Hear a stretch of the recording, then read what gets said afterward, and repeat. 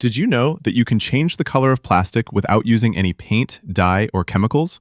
I was recently peeling a brim off a 3D print and noticed something weird. No matter what color filament I used, blue, green, or red, the moment I bent it, it turned white. It's not a chemical change, and the plastic isn't fading.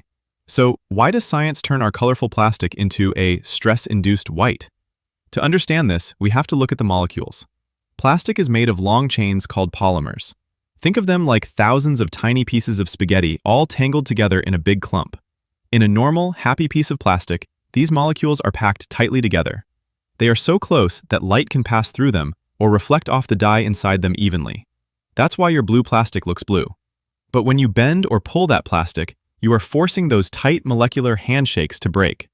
As the plastic stretches, tiny microscopic cracks begin to form. Scientists call this crazing. These aren't full breaks that snap the plastic in half. Instead, they're thousands of tiny voids, or microholes, only a few micrometers wide. Even though the plastic is still technically the same material, its structure has changed. It's now filled with millions of tiny pockets of air. Here is where the magic happens. Color isn't in the plastic, it's how the plastic reflects light.